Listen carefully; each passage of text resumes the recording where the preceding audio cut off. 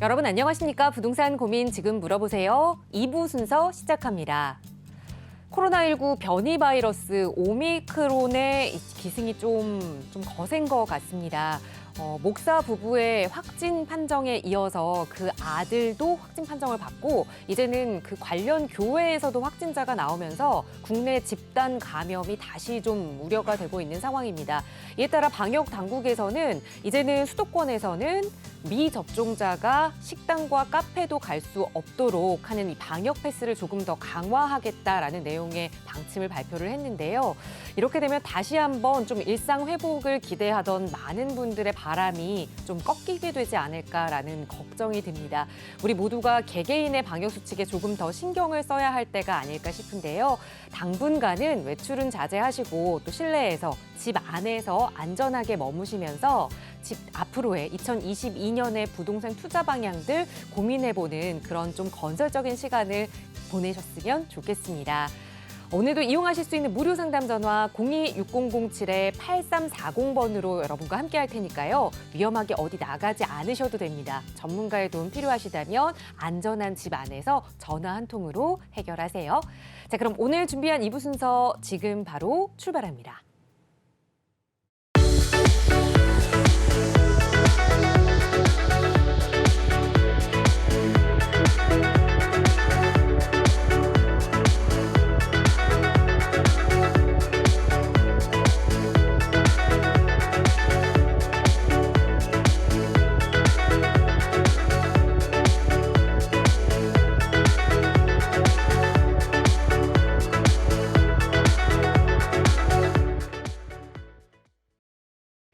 네, 금요일 2부 이 시간은 어디 밖에 나가서 임장 활동 하지 않으셔도 마치 화면만 보시더라도 임장 활동 하신 것 같은 그런 알짜 부동산 물건들 소개해 드리는 시간 마련했습니다. 함께 해주신 전문가 먼저 소개해 드릴게요. 더원 부동산 연구소의 최혜정 대표 나오셨어요. 대표님 어서 오세요. 네, 안녕하세요. 예, 요즘 날씨가 너무 추워지고 있죠. 올겨울에는 다른 해보다도 더 많은 한파가 자주 온다고 하는데요. 우리 인생에도 한파는 있습니다. 정말 경제적으로 어려울 때, 또 우리가 어떤 노후 시기에 직면했을 때 이런 한파들 우리가 이겨내기 위해서는 미리 대비해야겠죠. 이런 한파에 대한 대비, 부동산 투자에 대한 것이 가장 또 적당하다라고 보는데요. 우리가 또 이런 부동산을 구입을 할 때 가격대가 또 가장 중요합니다. 내가 정말 어떤 꼭대기에 내가 매수를 해서 손해를 보지 않을까 하는 이런 우려들 많이 하시는데요. 경쟁력 높은, 위치 높은 지역의 매물을 선점한다는 것은 지금 현재가 가장 가격이 저렴할 때입니다. 이러한 지역은 사람이 많이 모이고 돈이 많이 모이는 곳이기 때문에 가격 하락은 보이기 어렵고요. 꾸준한 상승을 가져갈 수 있는 그런 지역이기 때문에 정말 좋은 투자처라고 할 수가 있습니다. 오늘 좋은 투자처, 어떤 인생의 한파를 이겨낼 수 있는 부동산 매물로해서 오늘 설명드리도록 하겠습니다. 예, 첫 번째 매물로해서 설명드릴 건데요. 중구 지역으로 안내를 해드릴게요. 예, 중구 황학동 오피스텔, 신당동 다세대 주택 두 가지 매물 설명 먼저 드리겠습니다. 중구 황학동 주거용 오피스텔 분양의 열기 매우 뜨거웠습니다. 지금 몇 개 남지 않은 매물 제가 가지고 나왔고요. 실면적이 약 6.5평으로 해서 인기 높은 평형대다라고 보시면 되겠는데요. 지금 현재 새롭게 나오는 매물대는 3억대 이상을 가져가는 그런 시세 상승으로 해서 분양가격을 가려고 하고 있는데 본 매물 2억 1,600만 원 저렴하게 만나보실 수가 있겠고요. 전세로 투자 시 4,600만 원이면 소액 접근 가능하시겠고요. 월세 수준은 1,000에 70에서 80만 원, 분양가 대비해서 매우 높은 수익률을 또 가져갈 수 있는 매물이다라고 보시면 되겠고요. 또 하나의 매물은요. 주거 밀집 지역 안에 위치를 하고 있기 때문에 지금 이렇게 전세 투자하셔서 기다려서 시세 차익을 보시거나 월세로 활용하셔서 수익을 내기에도 매우 좋고 또 주거지의 노후율이 높기 때문에 앞으로 향후에는 아파트 입주권도 기대할 수 있는 장기적인 안목으로 바라보셨을 때 이런 투자 가치가 있는 매물이다라고 보시면 되겠는데요. 총 20세대 중에 5층 2019년 8월에 준공 완료가 됐기 때문에 신축구입이기 때문에 관리하기 매우 용이하고요. 실면적 약 11평 정도의 매물 투룸입니다. 3억 8천만 원 매매 가격에 전세 지금 현재 2억 5천만 원 임대 계약 되어 있으니까요. 1억 3천만 원이면 접근 가능한 매물이다라고 정리해 드리겠습니다. 예, 서울시와 중구의 아파트 시세 분석 들어가 볼게요. 11월 22일자 기준으로 해서 매매 가격 서울시와 중구, 전세 가격 서울시와 중구 가격입니다. 보시면 아시겠지만 특히 매매 가격은 비슷한 가격대지만 이 임대 수준은 높은 가격대 가져간다는 것은 이 중구 지역으로 임대 수요가 많다라고도 해석할 수 있습니다. 그렇기 때문에 임대료에서 월세 수익 또 시세 차익 보시기에도 좋은 지역이다라고도 말씀드릴 수가 있겠고요. 30평대 기준 아파트 매매 전세 시세 가격 말씀드려 볼게요. 30평대 매매 호가 7억에서 20억 원대, 전세 호가 5억에서 12억 원대를 호가하고 있다라고 보시면 되겠고요. 지역 분석 들어가 볼게요. 서울의 중심, 관광의 중심지입니다. 교통도 매우 편리한 그런 구조를 가지고 있는데 지하철 1호선부터 6호선까지 경유를 하고 거의 모든 역사가 환승역입니다. 교통 매우 편리하고 또 중심 지역으로 이동하기, 강남권으로 이동하기 매우 유리하고요. 특히나 상업 지역의 비율이 이렇게 많은데 주거 지역의 비율은 작기 때문에 주거지가 부족하기 때문에 집가 상승의 가치로 인한 부동산 가치 상승을 기대할 수 있는 그런 지역이다라고 말씀드릴 수가 있겠고요. 예, 특히 이 지역이 각광받는 이유, 강남보다도 임대에 잘 나가는 자치구, 바로 중구 지역인데요. 그러한 이유는 우수한 입지로 풍부한 임대 수요층을 탄탄하게 확보하고 있기 때문입니다. CBD 권역안의 종로구와 포함해서 포함이 되어 있고요. 또 동대문 상권, 100년의 역사를 가지고 있는 전통시장 상권이 바로 이곳에 있기 때문에 어떤 슬럼화된 주거 지역일지라도 임대 잘 나가는 지역, 중구 지역이다. 그만큼 가치가 높다라고도 말씀드릴 수가 있겠고요. 동대문 상권 3만 5천 개의 점포수를 자랑하고요. 서울시 업무 근로자 13%가 이 CBD 권역에 또 포함이 됐기 때문에 이러한 다양한 직업군을 가지고 있는 이런 직업군들로 인해서 탄탄한 이 중구 지역의 지역 경제 활성화를 이끌고 있는 훌륭한 상권이다라고 말씀드릴 수가 있겠습니다. 사업체수 종사자 수만 보더라도 이 통계청 자료에 의하면은요, 이 서울시에서 한강 위쪽으로는 이 중구가 50만 이상으로 해서 사업체 종사자 수 가장 많은 곳 중구로 나타나고 있고요. 그 아래쪽으로는 강남구와 서초구가 나타나고 있습니다. 이렇게 임대하기에도 또 시세 차익 보기에도 좋은 이유는요, 이렇게 경제 활성화가 왕성하게 되어 있어서 주거지의 가치를 높일 수 있는 수요자가 탄탄한 이러한 시장이 부동산 투자하기에는 매우 적합하다라고 말씀드릴 수가 있겠고요. 호재 들어가 볼게요. 지하도시 개발 4.5km 구간으로 해서 종강역과 동대문 역사문화공원역까지 지하와 지상을 오갈 수 있게 해서 이렇게 복합시설을 만든다고 합니다. 지금 현재는 내용에 대한 부분을 수정 보완 중에 있다라고 보시면 되겠고요. DDP 옆에 국립중앙의료원 부지와 미 공병단 부지가 있습니다. 이곳에도 복합 문화공간으로의 개발을 계획을 하고 있다라고 보시면 되겠고요. 관광 특구도 다수가 지금 있는데 4개의 특구가 6개의 특구 중에 4개의 특구가 이 중구 지역으로 집중되어 있은 만큼 국가에서 이러한 부분을 많이 지원을 해주고 먹고 보고 즐길 거리들을 많이 만들었을 때는 지역 경제 활성화로 많은 인구가 유입될 수 있는 여건을 형성하게 된다라고 말씀드리겠고요. 특히나 이 4개의 분야로 해서 11개 사업을 만들어갈 의료 관광 특구도 이미 지정된 바 있다라고 말씀드릴 수가 있겠고요.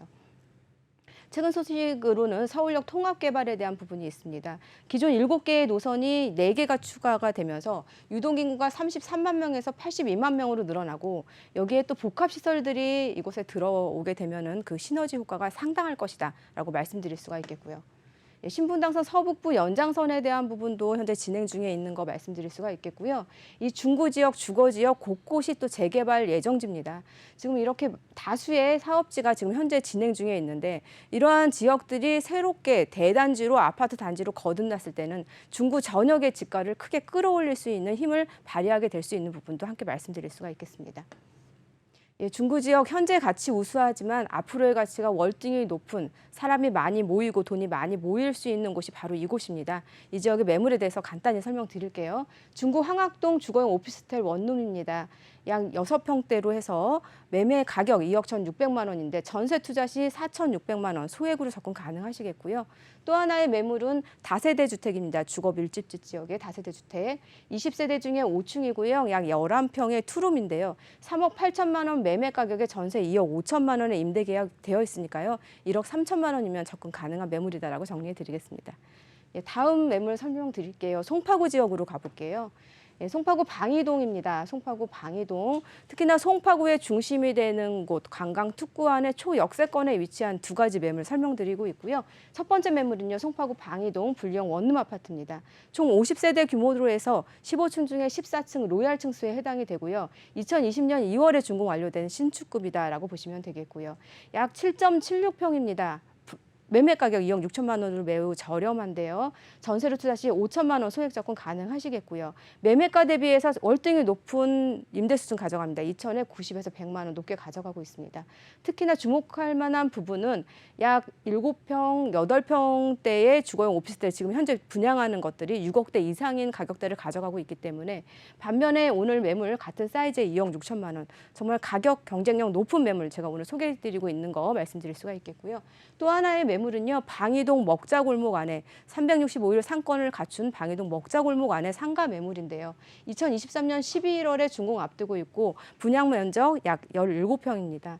14억 7천만 원인데요. 대출이 한 70% 정도가 가능하기 때문에 대출 받았을 때는 2억 9,800만 원의 투자를 해서 2억 9,800만 원으로 해서 월세에서 이자 제하고요. 매월 180, 1년에 2,160만 원으로 해서 7.2%대의 높은 수익률을 기대할 수 있는 매물이다라고 말씀드릴 수가 있겠고요. 예, 위치적으로 말씀드리면은요, 4,500세대가 미성아파트, 크로바, 진주아파트가 지금 철거가 되었죠. 이 본 매물지 위쪽으로 해서는 4,500세대가 들어오게 되고요. 잠실역과 몽촌 토성역의 그 중심에 오늘 매물지가 있습니다. 방이동 먹자골목 안에 이 상가 매물이 위치를 하고요. 이 투시도 확인하시면 되겠고요. 이 아파트 소형 주택은 오피스텔 밀집 지역 안에 위치를 하고 있습니다. 초역세권의 이 지역의 중심지에 위치한다라고 말씀드릴 수가 있겠고요.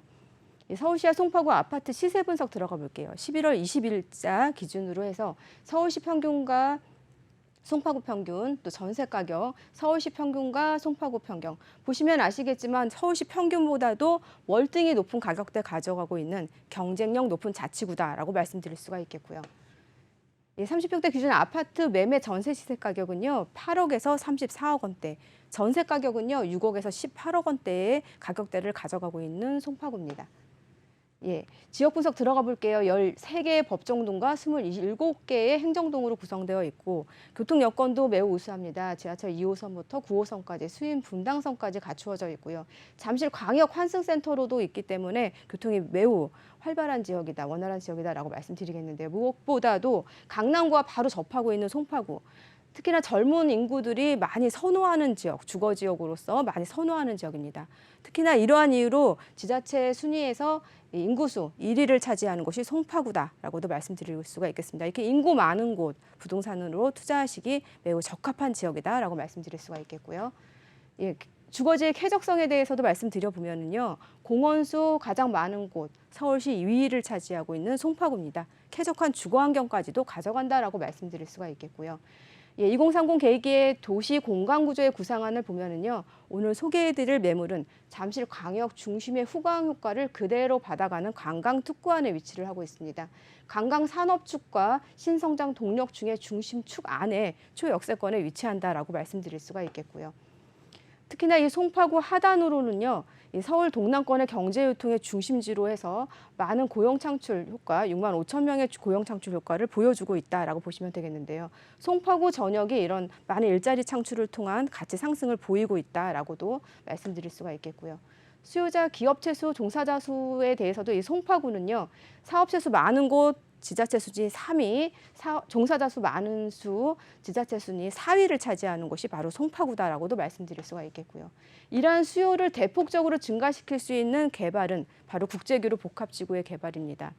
특히나 많은 전체적인 503만 명의 이 서울시의 일자리 중에서도 4분의 1에 달하는 121만 명의 고용 창출 효과를 바로 이곳에서 가져온다는 것이 무엇보다도 갈목할 만한 부분이다라고 말씀드릴 수가 있겠고요. 이 부분에 대한 수혜는요, 바로 오늘 소개해드릴 매물지가 그 수혜를 가져갈 수 있는 1순위다라고도 말씀드릴 수가 있겠고요. 예, 영동대로 통합개발 지금 현재 진행 중에 있죠. 또 잠실 관광특구 안에서도 가장 넓은 면적 자랑하는 이 송파구입니다. 이 관광특구 그 안에 초역세권에 오늘 소개해드릴 매물 두 가지가 위치한다라고 말씀드릴 수가 있겠고요. 가락시장 현대화 사업 순환 재건축 방식으로 해서 세계 최대 규모의 도매 시장이죠. 바로 이 본 개발도 현재 진행 중에 있는 부분 말씀드릴 수가 있겠고요. 수서역 환승센터 복합 개발, 교통과 복합 시설에 대한 부분도 있고요. 교통의 호재도 다양하게 있습니다. 예, 특히나 8호선, 9호선 연장에 대한 부분도 함께 있고요. 특히 송파구에 막혀있던 이 교통을 원활하게 할 수 있는 위례선과 위례 신사선은 앞으로 3, 4년 후에 완공을 목표로 두고 있습니다. 송파구 전역의 전반적인 교통이 원활하게 되면서 전반적인 집가 상승 올려볼 수 있는 호재의 내용이다라고 말씀드릴 수가 있겠고요. 예, 잠재적 재건축 이주수의 수혜 지역인 점도 이 지역의 가치를 상승시킬 수 있는 부분이다라고 말씀드릴 수가 있겠고요. 이 송파구 지역 강남 3구의 하나죠. 강남과 바로 딱 붙어 있는 국제구로 복합지구의 수혜를 그대로 가져가게 되는 자치구, 월등한 경쟁력 가지고 있습니다. 예, 본 매물 두 가지 매물 설명 마무리해 드릴게요. 50세대 규모로 해서 약 7.6평, 매매 가격 2억 6천만 원, 전세로 투자 시 4천 에서 5천만 원이면 투자 가능하시겠고요. 또 상가 매물은 14억 7천만 원인데요. 대출 받아서 융자 잘 활용하시게 되면은 2억 9,800만 원 투자하셔서 월세에서 이자 제하고 매월 180, 1년에 2,160만 원, 7.2%대의 높은 수익률을 기대를 해볼 수가 있겠습니다. 네, 오늘은 사람이 모이기 때문에 투자 가치가 높을 수밖에 없는 두 곳을 소개해드렸습니다. 서울의 중심 중구에서 또 요즘 아파트 가격 상승세에 이어서 계속 상승세를 이루고 있다는 오피스텔 투자와 다세대 주택 투자 정보, 그리고 강남으로 내려와서 강남 상구의 송파구의 투자 계획들 전해드렸는데요. 이 두 지역에 관심 있으시거나 전해드린 정보에 대해서 조금 더 자세한 투자 전략 세워보고 싶으시다면 아래 나가고 있는 번호 026007-8340 번 무료 상담 전화로 연락 주세요. 최혜정 대표의 투자 전략으로 여러분의 성공 투자 함께하겠습니다.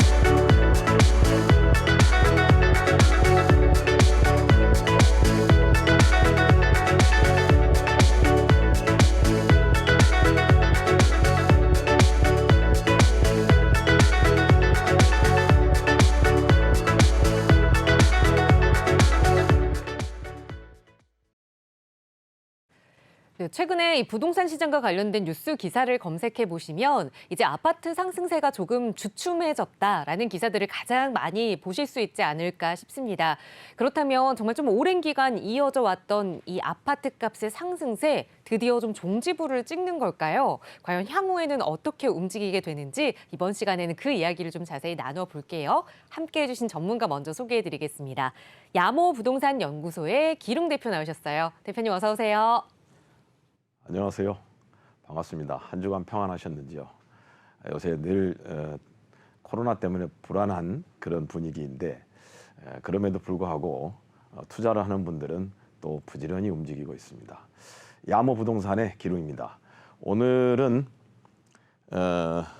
이렇게 이제 제목을 이렇게 잡았습니다. 아파트 상승 드디어 종지부를 찍나. 종지부란 말이 이게 어떤 말인가 한번 생각을 하느라고 또 사전을 열어봤습니다. 사전을 열어봤더니 뜻이 마침표였어요. 마침표. 딱 끝내는 거.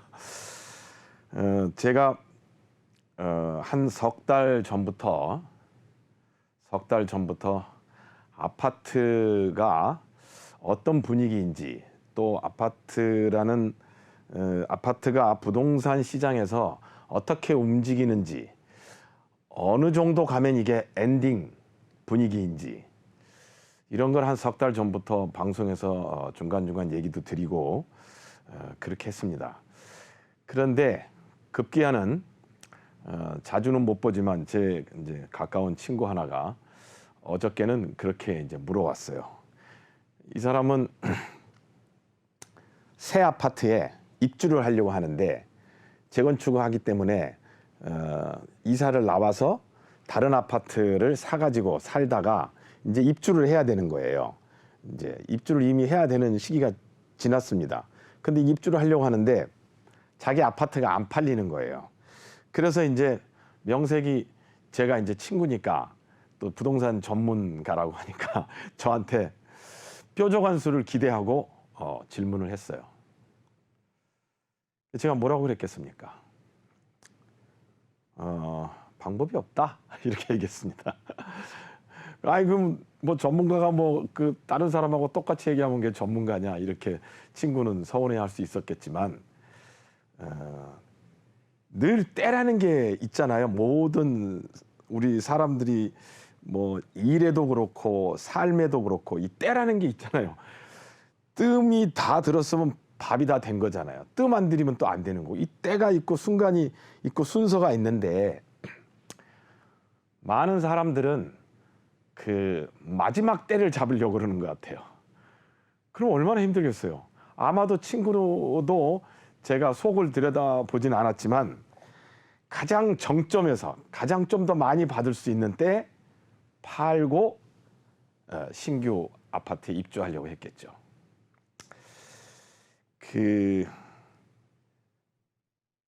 제가 다 먹어버리면 다른 사람이 먹을 게 없어요. 그러니까 주식장에서들 하는 얘기겠지만 뭐 어깨에 팔라고 하지 않습니까? 그런 식으로 제가 한 3개월 전부터 얘기 드렸었는데 아파트도 같죠. 내가 먹을 걸 남겨놔야 돼요. 조금 더 그러면 진짜 이렇게 꺾이는 요 지점은 누구도 맞추기가 어려워요. 누구도 그냥 운 좋아서 맞췄겠죠. 그러니까 지금 이제 이렇게 변곡점의 시기가 아닌가 봅니다. 제가 다음 얘기는 어떤 얘기를 해드려야 이게 확 와닿을까 이렇게 그런 생각을 하면서 70년대에 제가 이제 어렸을 때인데요. 이제 물론 이건 여담입니다만 70년대에 제가 어렸을 때 TV 프로그램 중에 굉장히 많은 사람들이 재밌어하고 저도 많이 보고 그런 프로 중에 하나가 동물의 왕국이라는 프로가 있었습니다. 지금은 제가 TV를 잘 안 보는데 그런 프로그램들을 그때 동물의 왕국에 보면 이게 먹이사슬에서 제일 상위에 있는 포식자, 거대 포식자들이 이제 등장하는 경우가 있었는데 거기에 그 이제 해설자가 나레이션 하기를 그렇게 얘기를 합니다. 상위 포식자 중에는 한 번 먹으면 이틀 동안 안 먹는다는 거예요. 3일이고 심지어는 일주일간 안 먹는 그런 상위 포식자, 아주 거대 포식자죠. 이런 게 있다고 그럽니다. 아마 그 아주 오랜 옛날에는 공룡 중에 또 그런 포식자가 있지 않았을까. 그러면 더 오래 안 먹고 가만히 있겠죠. 그냥 자버리는 거예요. 자버리는 거.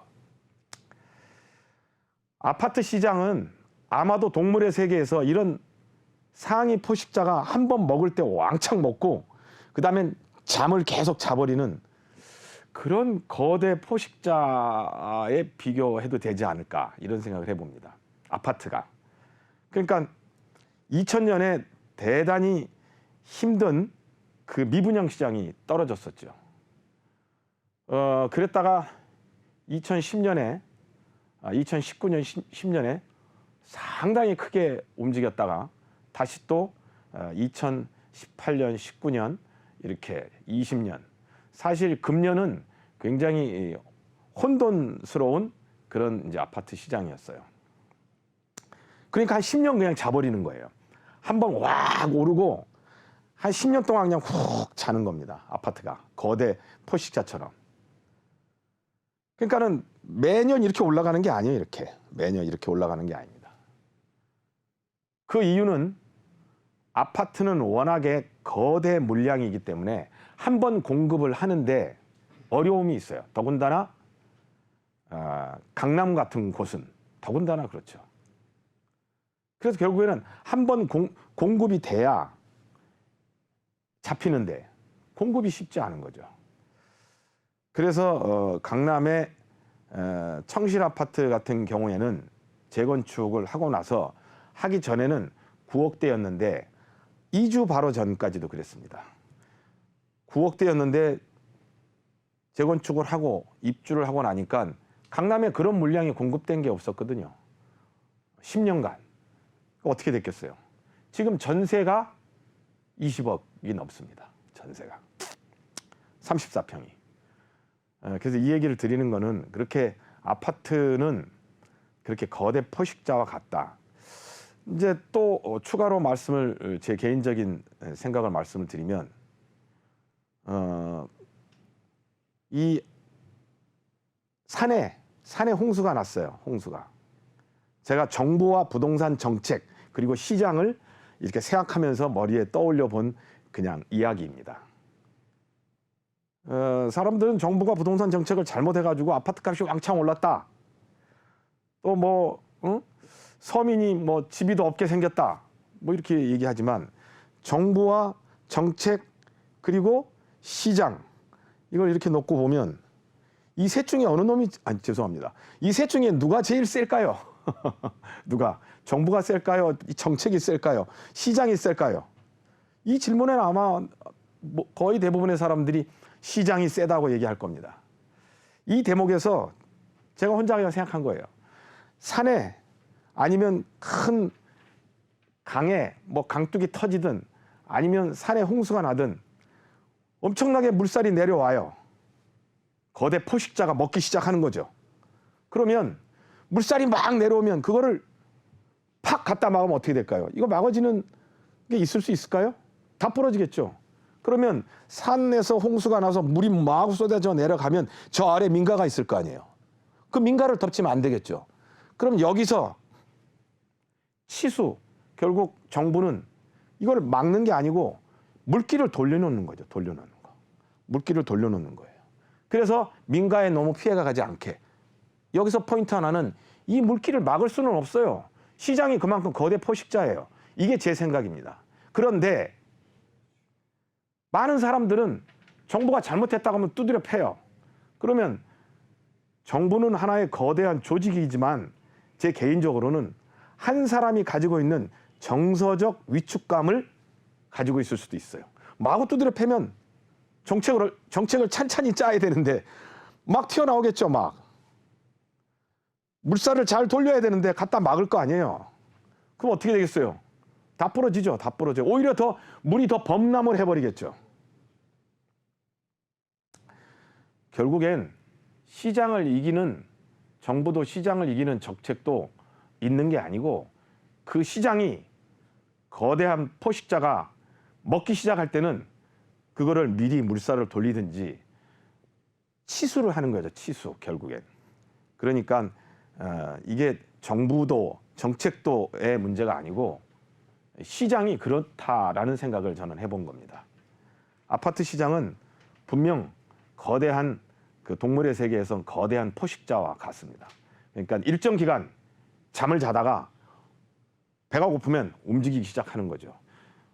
그 물가가 차곡차곡 쌓일 거 아니겠습니까? 물가가 상승을 하고 그 쌓여 있는 물가라는 것은 집을 짓는 데 들어가는 모래, 철근, 나무, 못 이런 모든 것들이 물가 아니겠어요?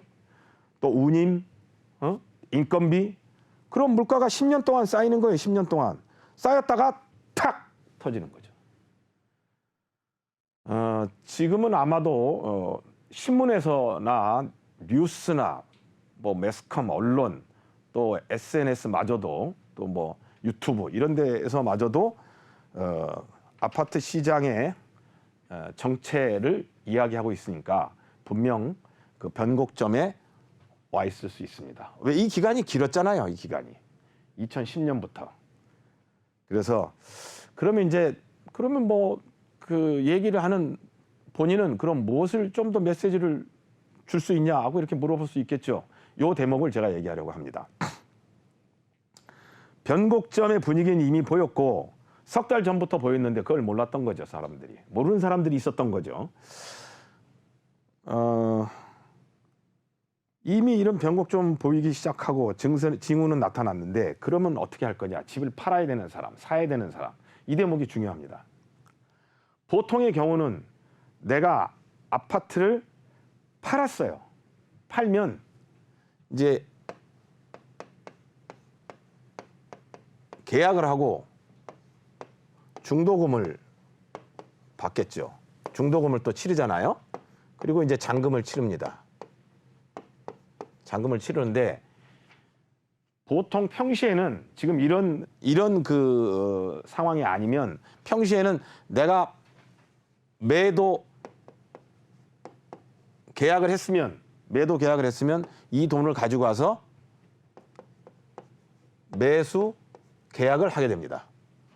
매도를 했으면 매수 계약을 하게 돼요. 그리고 중도금을 받으면 또 매수 중도금을 치르고 또 잔금을 받으면 이 잔금을 가지고 매수 잔금을 치르게 됩니다. 이게 일반적으로 평시에 보통 때에 일어나는 모습이에요. 그런데 이거를 적용했다가 대단히 혼인한 분들이 있을 겁니다. 그 기억이 있을 거예요. 언제일까요? 2008년 미국발 서브프라임 모기지 사태로 인해서 한국의 부동산 시장이고 전체적으로 흔들렸을 때, 그때가 제 기억에는 저는 강남에서만 한 18년 가까이 이렇게 일을 하고 있는데 그 2008년에 4월 달에 자기 집을 매도 계약을 하고 들어갈 집을 매수 계약을 하신 손님이 있었어요. 많이 있었습니다. 그런데 중요한 건 4월에 그랬는데 4월부터 5월, 6월이 지나가면서 집이 아예 서버린 거예요. 매수자가 있어야 팔죠. 그렇다고 해서 반값에 던질 수도 있는 것도 아니고 10%를 깎아주면 금매인데 10%를 깎아도 안 팔려요. 왜? 매수 계약을 했기 때문에 이 잔금 일정이 잡혀 있어서 이걸 안 하면 이 계약금이 날아가기 때문에 10%라도 깎아서 자기 집을 팔려고 하는 거예요. 정리를 하려고. 근데 안 팔려요. 먼저 산 사람도 있죠, 먼저. 근데 이게 진행이 안 되는 거죠. 이 앞에서 또 있는 겁니다. 이 앞에서. 이렇게 연결되는 거죠. 이 앞에도 그러니까 있는 거죠. 그래서 결국에 그 사람들을 압구정에 아주 일들을 잘하는 부동산들마저도 다 계약이 줄줄이 해약이 됐어요. 그런데 이제 이건 제 자랑입니다만 저는 그 해약이 될 뻔한 계약들을 1년을 끌고 가서 잔금을 다 치르게 해요. 그 다음에 3월에 잔금을 치렀습니다. 그래서 결국에 이제 아름답게 엔딩은 됐는데 여기서 얘기 드리고 싶은 것은 지금은 시기가 이러니까 꼭 내가 집을 팔았든 아니면 내가 집을 살려고 하든 잔금이 끝나고 정확히 엔딩을 한 다음에 다음 액션을 취해라. 이렇게 조언을 꼭 드리고 싶습니다. 잊지 마시길 바라면서 다음 주에는 상업용과 관련된 또 주제를 들고 오겠습니다. 고맙습니다. 한 주간 평안하시기 바랍니다. 네, 부동산 계약에 있어서 현실적인 조언을 조금 해드렸습니다. 아름다운 엔딩을 할 수 있도록 전문가의 도움 필요하시다면 여러분도 무료 상담 전화 이용하실 수 있어요. 02-600-8340번으로 문의 주시면 여러분 가지고 계시는 고민 기룡 대표의 상담으로 도움 드리겠습니다.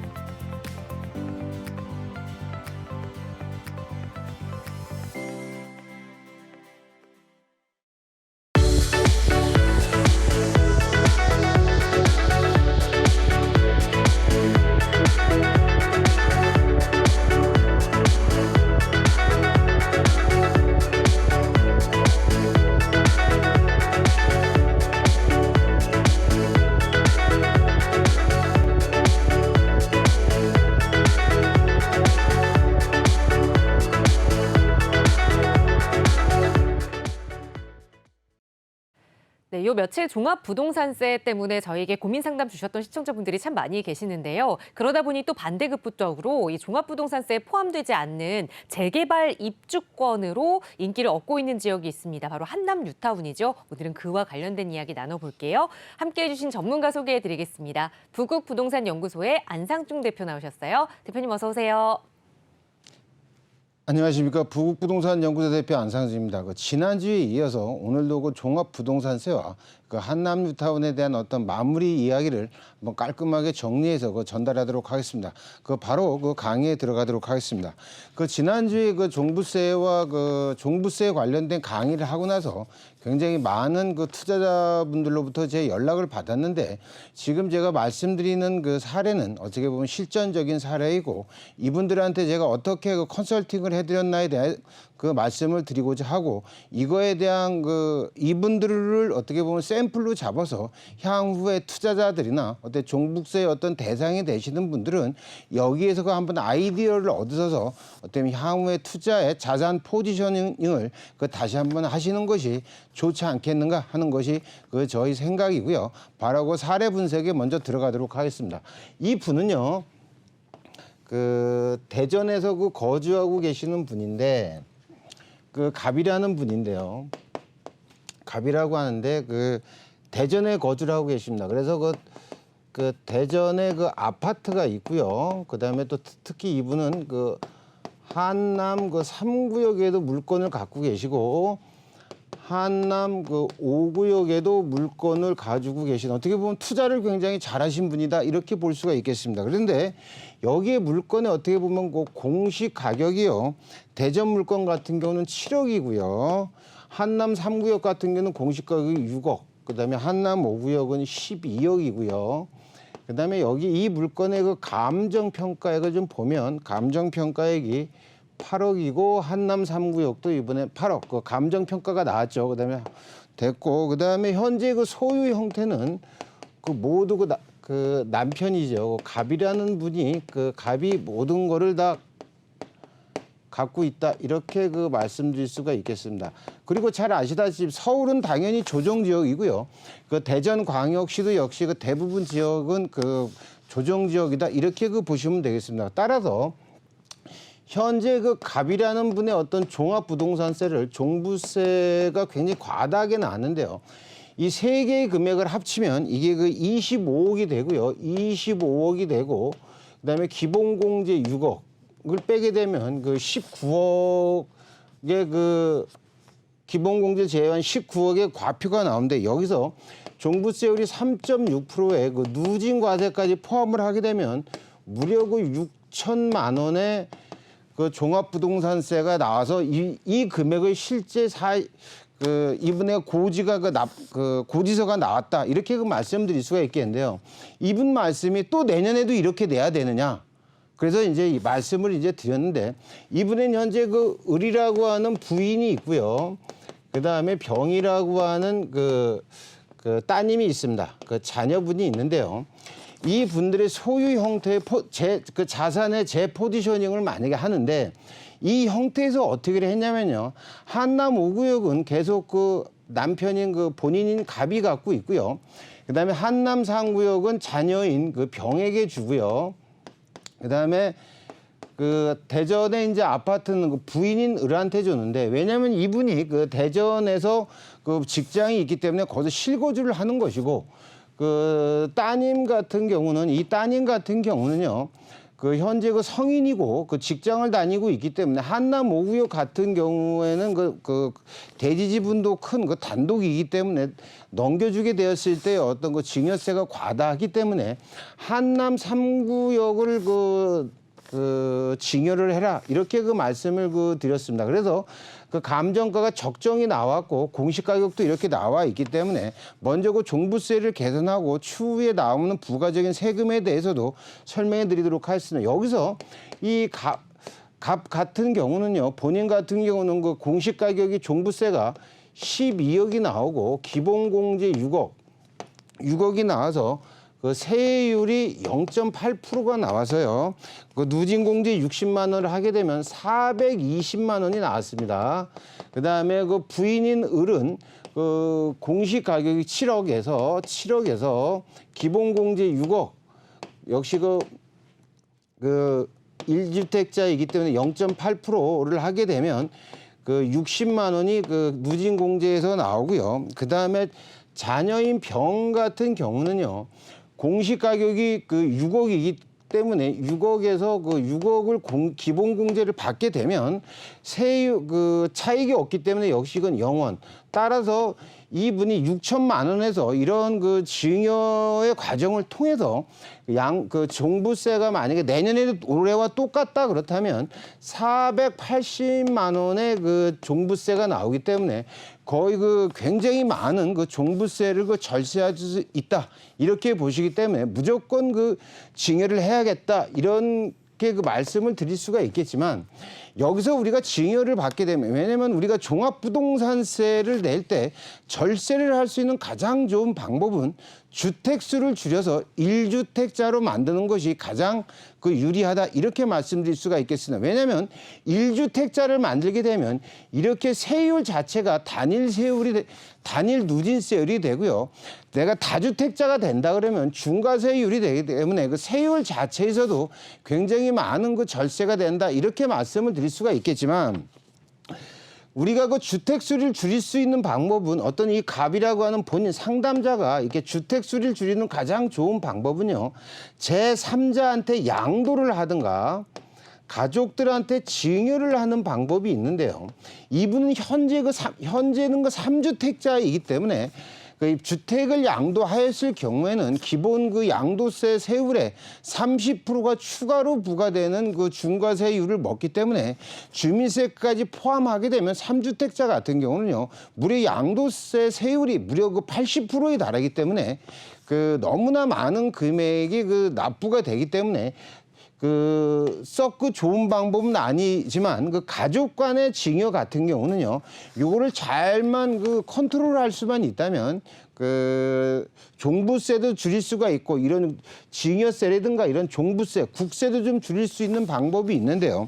여기서 이분들이 만약에 증여를 했다고 했을 때 갑이 을 부인한테 그 증여를 했을 때 이거 취득세가 나오고요. 그다음에 이거를 증여했을 때 어떤 증여세가 발생을 하는데 물론 그 갑이 딸인 그 병한테도 줬을 때도 똑같이 취득세와 증여세가 나오는데요. 먼저 이 취득세는요. 그 공시 가격에서 그 세율을 곱해서 발생을 하는데 내 재산을 증여하는 증여자, 받는 사람을 수증자라고 그러는데 이 증여자의 주택수가 매우 중요합니다. 증여자의 주택수가 1주택자라 그러면 공시가격의 세율이 3.5%이지만 2주택 이상인 자가 그 가족들한테 증여를 했을 때는요. 세율이 무려 그 12%의 단일 세율이 나옵니다. 따라서 취득세 같은 경우 갑이 을한테 주었을 때 공시가격 7억에 그 세율이 12%가 나와서요. 12%가 나와서 그 8,400만 원이 그 취득세가 나오고요. 갑이 병한테 주었을 때 그 공시 가격이 6억에서 역시 12%를 하게 되면은요. 7,200만 원의 그 취득세가 나오고 여기서 그 증여세가 나오는데 이 증여세는요. 그 공시 가격으로 하는 게 아니라 그 감정가액에서 기본공제를 하고 여기서 그 세율을 곱한다 이렇게 말씀드릴 수가 있겠습니다. 왜냐하면 감정가는 그 시세를 대체하는 금액이기 때문에 여기서 증여세를 계산을 하게 되면은요.